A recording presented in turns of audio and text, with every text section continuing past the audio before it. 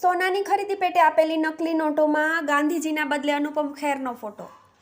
Boolean traders સાથે 1.60 કરોડની છેતરપિંડીનો મામલો. સીજી રોડ પર આંગડિયા પેઢીની બનાવટી ઓફિસ ખોલી હતી. નવરંગપુરા પોલીસે અન્ય રાજ્યોમાં તપાસ શરૂ કરી. માણેક ચોકમાં બુલિયન ટ્રેડિંગ કરતા વેપારી પાસેથી રૂપિયા 1.60 કરોડની કિંમતનું સોનું ખરીદવાના નામે રૂપિયા 1.30 કરોડની ચૂકવણી પેટે 500ના દરની બનાવટી ચલણી નોટો આપનાર ગઠિયાઓને ઝડપી લેવા માટે પોલીસે અન્ય રાજ્યોમાં તપાસ શરૂ કરી છે. ત્યારે પોલીસે જપ્ત કરેલી નોટોમાં આરોપીઓએ ગાંધીજીના બદલે અનુપમ ખેરનો ફોટોગ્રાફ્સ લગાવ્યો હતો.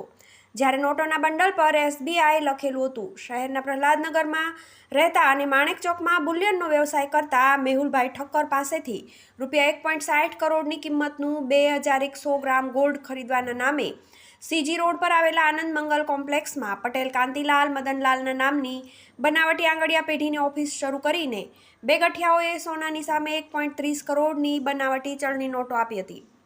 રૂપિયા 500ના દરની આ ચલણી નોટો પર ગાંધીજીનો નહીં પણ અનુપમ ખેરનો ફોટો હતો. જેથી પોલીસે આ કેસના આરોપીઓને ઝડપી લેવા માટે બનાવટી ચલણીના પ્રિન્ટિંગની માહિતી એકત્ર કરવાનું શરૂ કર્યું છે, જ્યાં આરોપીઓ અંગે કડી મળવા શક્યતા વ્યક્ત કરવામાં આવી છે. બીજી તરફ આરોપીઓ સરદાર કોમ્યુનિટીના હોવાથી પંજાબ, હરિયાણા અને દિલ્હીમાં પણ તપાસ શરૂ કરવામાં આવી છે. જોકે પોલીસને હજુ સુધી કોઈ કડી મળી નથી. TV18 news, Ahmedabad.